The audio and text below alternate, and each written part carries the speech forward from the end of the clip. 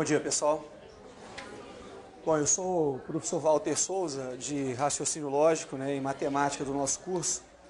Bom, vamos iniciar hoje o nosso módulo em exercícios, Então, nós vamos ter 4 encontros com o objetivo aí de estarmos cobrindo o conteúdo programático para o nosso edital, Bom, na aula de hoje, nós vamos estar revisando com vocês alguns conceitos essenciais da lógica, que incluem o estudo das proposições, as operações lógicas, que no caso envolvem aí o uso dos operadores ou conectores lógicos. A gente vai estar revisando essas operações.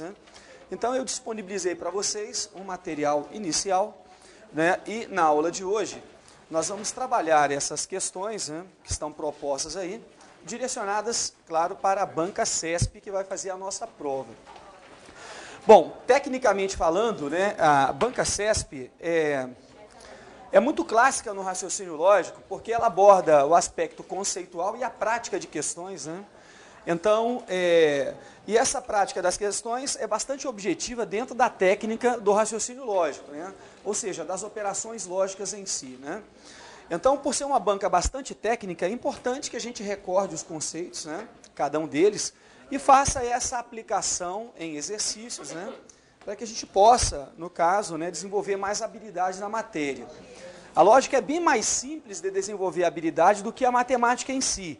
Então, se você conhece bem a técnica, aliando isso a uma boa prática de exercícios, de questões, vão ficando mais fáceis, os conteúdos, e a gente acaba crescendo na matéria, desenvolvendo habilidade para fazer uma boa prova. Bom, como o nosso curso vai ser em exercícios, então, nós vamos lá, inicialmente, pegar a nossa lista de materiais aí, e nós vamos, nessa lista, começar pela questão número 1 mesmo, E o primeiro passo importante no estudo da lógica matemática é entender que a lógica é uma linguagem bivalente. Então, as suas estruturas envolvem o estudo de proposições. As proposições lógicas são sentenças declarativas que nós podemos classificar de apenas 2 formas. Nós vamos classificar essas proposições lógicas no estado verdadeiro ou em falso. Então, esse estudo das proposições é essencial em raciocínio lógico.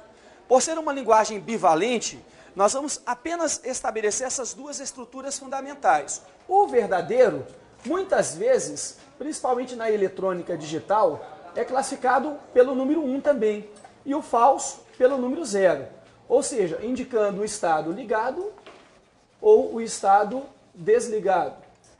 Então, a aplicação do raciocínio lógico envolve uma série de fatores que vão além da matemática em si. A eletrônica, a ciência da computação, utiliza muito as estruturas da lógica. Bom, o estudo das proposições em raciocínio lógico é essencial e representam sempre enunciados de sentido completo. Enunciados de sentido completo.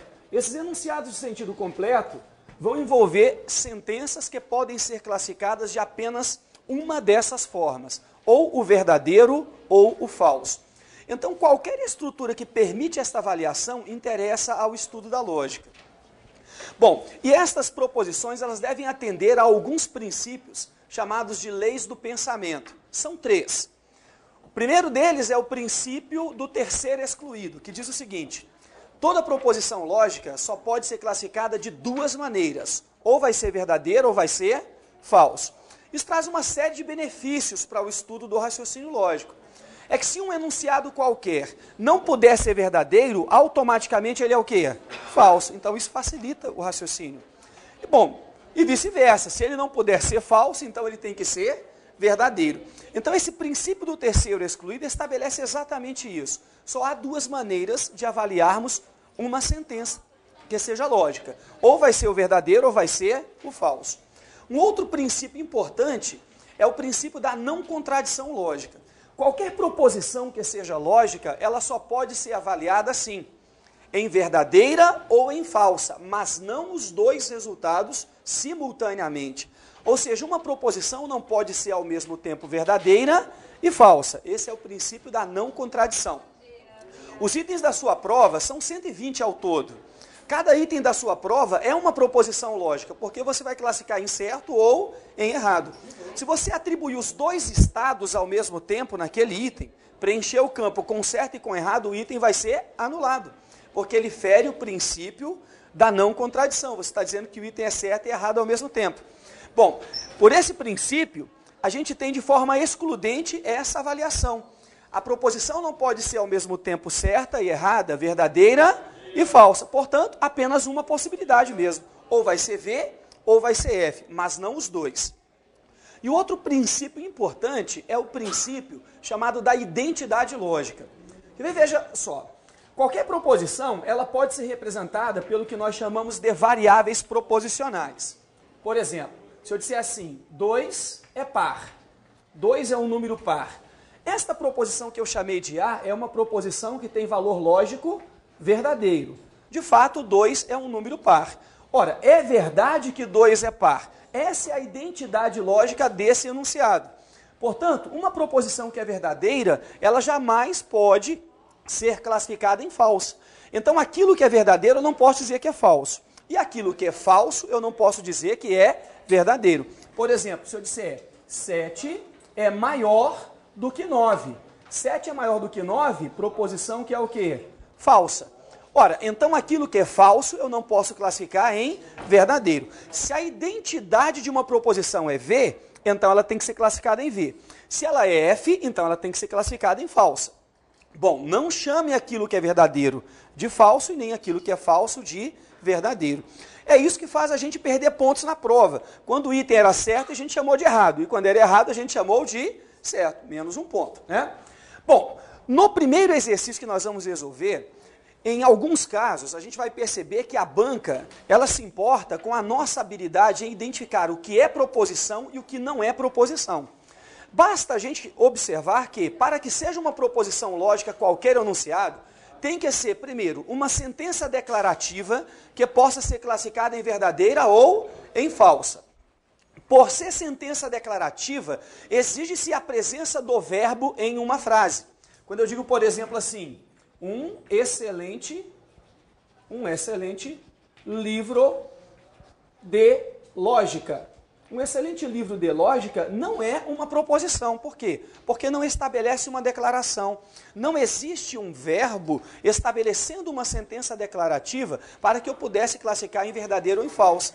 Então, enunciados desprovidos de verbo jamais poderão ser proposições lógicas, né? Então, tem que ser uma sentença declarativa estabelecendo uma afirmação ou uma negação e que permita essa avaliação em V ou em F. Bom, além dessas estruturas que não apresentam verbo, temos que tomar cuidado com 4 enunciados importantes que às vezes ele coloca como sentença e que não são proposições porque não vão atender aos princípios lógicos. São eles, primeiro, qualquer sentença interrogativa não pode ser proposição. Por quê? Porque representa uma pergunta. Se eu perguntar assim para você, qual é o seu nome? Você não vai dizer verdadeiro ou falso. Portanto, não pode ser proposição nenhuma sentença que seja interrogativa. Também não é proposição lógica as sentenças que são imperativas, aquelas que denotam ordem. Lá da língua portuguesa, vocês sabem melhor do que eu. Então, nesse sentido, sentenças imperativas também não são proposições. Por exemplo, estude mais, é um exemplo de uma sentença imperativa. Filho meu, ouve as minhas palavras, imperativa, então não pode ser proposição.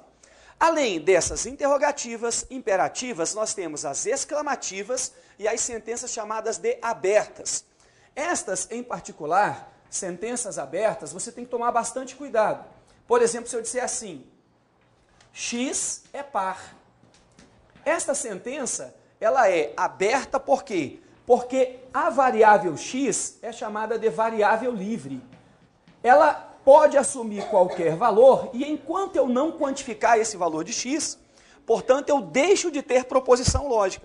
X é um número par, verdadeiro ou falso, vai depender do valor de X. Então, esta variável livre, ela assume qualquer valor. Enquanto eu não atribuir um parâmetro para o X, eu não posso ter proposição lógica.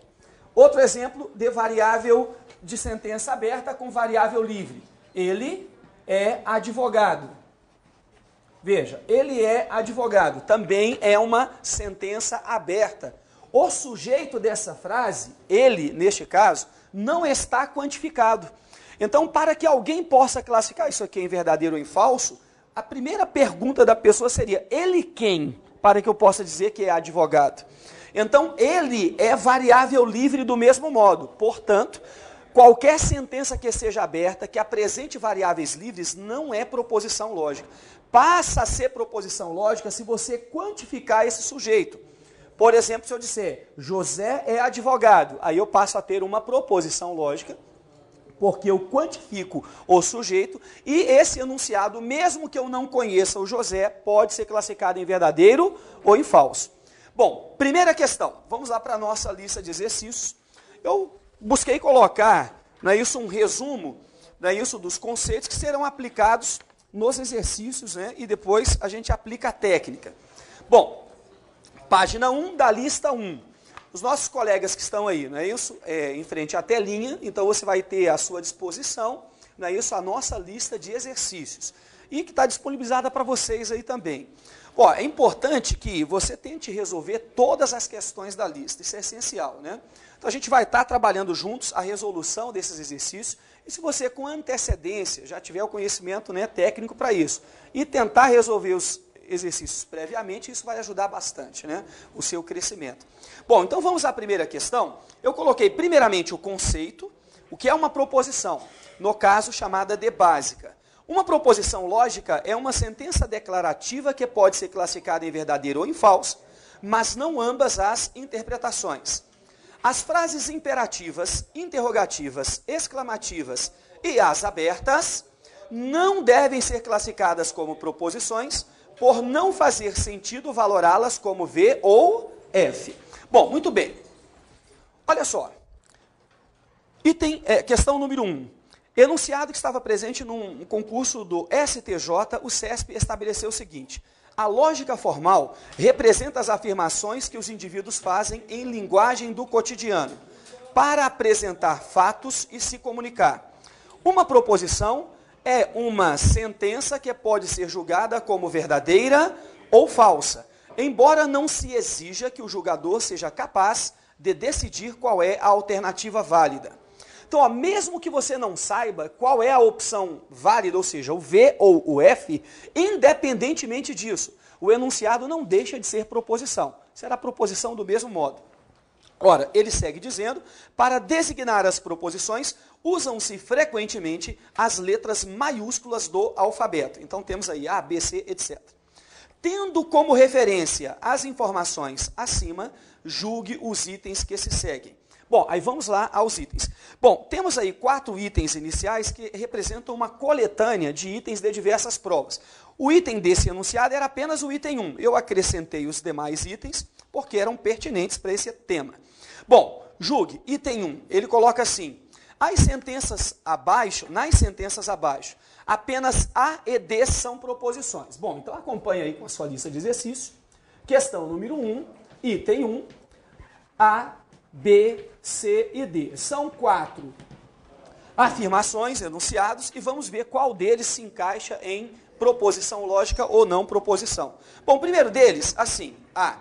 12 é menor do que 6. É uma proposição lógica isso aqui? Sim, porque esse enunciado é de sentido completo. Ele pode ser verdadeiro ou pode ser falso. 12 é menor que 6, a gente sabe que o valor lógico é F. Mas mesmo que você não soubesse o resultado lógico, não deixaria de ser proposição por conta disso. Por quê? Porque é uma afirmação que pode ser classificada dessa forma, em V ou em F. Interessa ao estudo da lógica. Então, a proposição A, quer dizer, a sentença A é proposição. Eu vou colocar, sim, proposição. Vamos ver se a B é uma proposição. Para qual time você torce? É proposição lógica? Não, porque é uma frase o quê? Interrogativa. Ó, observe, as interrogativas não são proposições. Então, a B não é proposição. Não interessa ao estudo da lógica. Olha a C, vou colocá-la aqui. X mais 3 é maior do que 10. Essa sentença é uma proposição lógica? Não, não é uma proposição lógica, porque é uma sentença o quê? Aberta. x é variável livre, que pode assumir qualquer valor. Enquanto não quantificada essa variável livre, nós não temos uma proposição. Aí você pode perguntar, Walter, como é que eu posso quantificar isso para tornar esse enunciado em uma proposição? Ora, eu vou criar uma expressão, por exemplo, p de x, e eu digo assim, x mais 3 é maior do que 10. Aí eu falo, para todo x. Aí eu digo, x pertencente a esse conjunto. Aí eu defino um conjunto. 8, 9 e 10.